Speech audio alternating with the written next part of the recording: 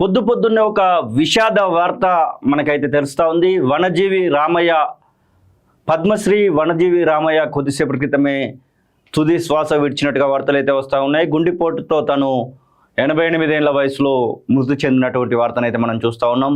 పద్మశ్రీ వనజీవి రామయ్య గురించి చెప్పుకోవాలనుకుంటే అసలు ఒక ముచ్చట్లో చెప్పేదైతే కాదు. దాదాపుగా 5 దశాబ్దాలుగా తను మొక్కలను పెంచడం కోసము తను పెంచినటువంటి ఆ యొక్క చెట్లుగా అయినటువంటి వాటిని అలుముకుంటూ తను చేస్తున్నటువంటి ఆ యొక్క ప్రయత్నాలన్నింటినీ కూడా అందరికీ తెలుసు. ప్రధానంగా వృక్షో రక్షిత అంటూ తను చేస్తున్నటువంటి ఒక ఉద్యమమే అని చెప్పుకోవచ్చు. ప్రపంచవ్యాప్తంగా కూడా తనకు ఆ యొక్క మొక్కలను పెట్టేటువంటి విషయంలో తనకైతే పేరు వచ్చింది. 3 కోట్ల మొక్కలను నాటాలని చెప్పేసి తను తలంచినటువంటి నేపథ్యంలో దాదాపు 1 కోటికి పైగా మొక్కలను నాటినట్టుగా తనకైతే ఒక పేరుంది. తనకు సంబంధించినటువంటి ట్రీ మ్యాన్ ఆఫ్ ఇండియాగా తనకైతే ఒక పేరు మనం చూస్తూ ఉంటాం. ట్రీ మ్యాన్ ఆఫ్ ఇండియా మృతి చెందడంతో దానికి సంబంధించినటువంటి వార్త ఇప్పుడు మనకు ప్రధానంగా కనబడుతోంది. ప్రముఖ సామాజిక కార్యకర్త, జీవితం అంతా మొక్కలు నాటేందుకే గడిపిన ప్రకృతి ప్రేమికుడు వనజీవి రామయ్య ఇక లేరు. గత కొంతకాలంగా అనారోగ్యంతో బాధపడుతున్న ఆయన ప్రభుత్వ ఆసుపత్రిలో చికిత్స పొందుతూ కన్నుమూశారు. 1 కోటికి పైగా మొక్కలు నాటడం ద్వారా పర్యావరణ పరిరక్షణలో ఈయన చేసిన కృషికి గాను కేంద్ర ప్రభుత్వం ఆయన్ని పద్మశ్రీ పురస్కారం ఇచ్చి సత్కరించింది. ఖమ్మం రూరల్ మండలంలోని ముత్తగూడెం దారిపల్లి రామయ్య స్వగ్రామం. ముత్తగూడెం అనేది వనజీవి రామయ్య, దారిపల్లి రామయ్యకు సంబంధించినటువంటి స్వగ్రామం. ఇక్కడే 5వ తరగతి దాకా చదువుకున్నాడు.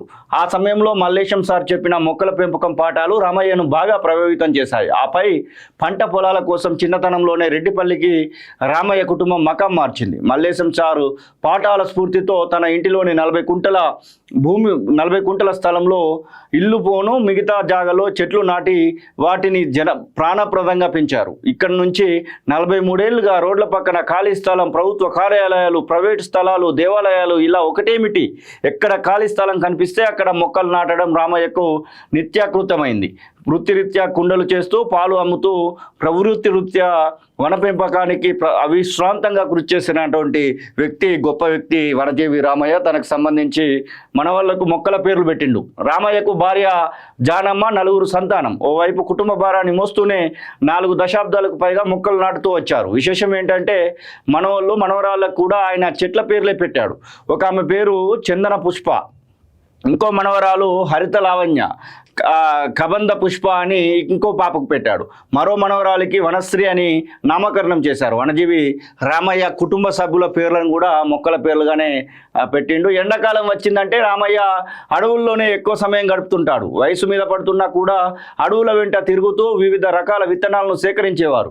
వాటన్నిటిని బస్తాల్లో నింపి ఇంటి దగ్గర నిల్వ చేసేవారు. అందులో ఎవరికి తెలియని చెట్ల విత్తనాలు ఎక్కువగా ఉండేవి. తొలకరి చినుకులు పడగానే మొక్కలు నాటే కార్యక్రమంలో మునిగిపోయేవారు. తాను మొక్కలను పెంచడం మాత్రమే కాదు, 10 మందికి విత్తనాలు పంచి పెంచమని సూచించారు. బంధువుల ఇళ్లలో పెళ్లిలకు వెళ్ళినా సరే మొక్కలను విత్తనాలను బహుమతిగా ఇచ్చి వారిని మొక్కలు పెంచమని చెప్పేసి ప్రోత్సహించేటువంటి.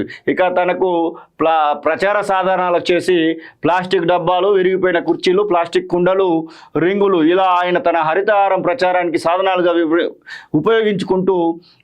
ఉపయోగించుకున్నటువంటి వస్తువే లేదు.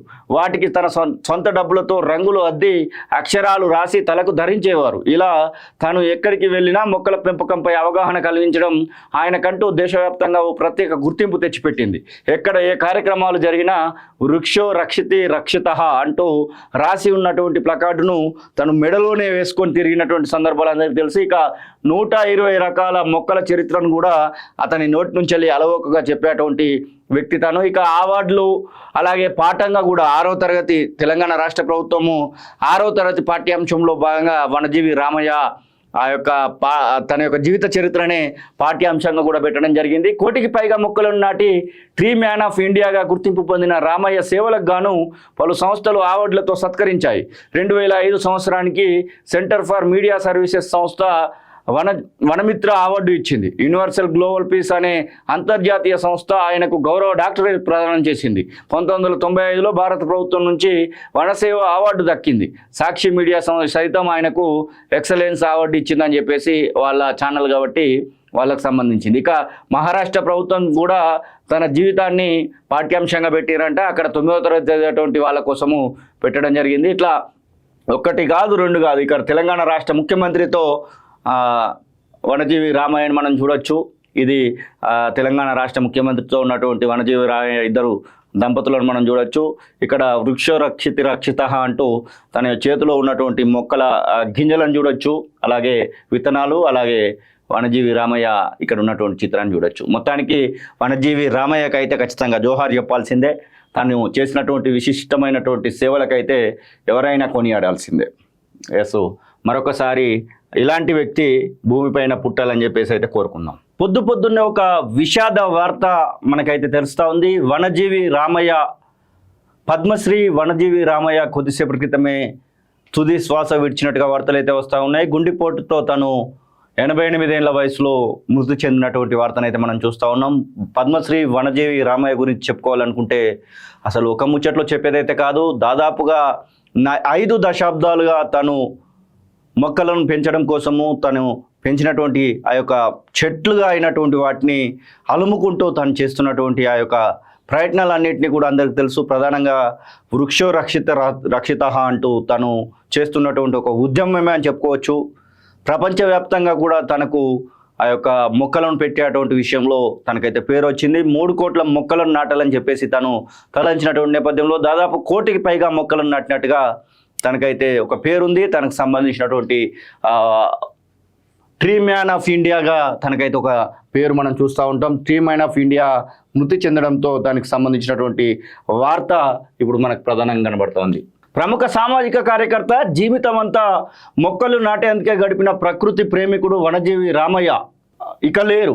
గత కొంతకాలంగా అనారోగ్యంతో బాధపడుతున్న ఆయన ప్రభుత్వ ఆసుపత్రిలో చికిత్స పొందుతూ కన్నుమూశారు. 1 కోటికి పైగా మొక్కలు నాటడం ద్వారా పర్యావరణ పరిరక్షణలో ఈయన చేసిన కృషికి గాను కేంద్ర ప్రభుత్వం ఆయన్ని పద్మశ్రీ పురస్కారం ఇచ్చి సత్కరించింది. ఖమ్మం రూరల్ మండలంలోని ముత్తగూడెం దారిపల్లి రామయ్య స్వగ్రామం.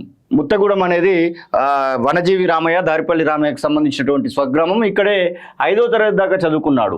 ఆ సమయంలో మల్లేశం సార్ చెప్పిన మొక్కల పెంపకం పాఠాలు రామయ్యను బాగా ప్రభావితం చేశాయి. ఆపై పంట పొలాల కోసం చిన్నతనంలోనే రెడ్డిపల్లికి రామయ్య కుటుంబం మకాం మార్చింది. మల్లేశం సారు పాఠాల స్ఫూర్తితో తన ఇంటిలోని 40 కుంటల స్థలంలో ఇల్లు పోను మిగతా జాగాలో చెట్లు నాటి వాటిని ప్రాణప్రదంగా పెంచారు. ఇక్కడ నుంచి 43 ఏళ్లుగా రోడ్ల పక్కన ఖాళీ స్థలం, ప్రభుత్వ కార్యాలయాలు, ప్రైవేటు స్థలాలు, దేవాలయాలు ఇలా ఒకటేమిటి ఎక్కడ ఖాళీ స్థలం కనిపిస్తే అక్కడ మొక్కలు నాటడం రామయ్యకు నిత్యాకృతమైంది.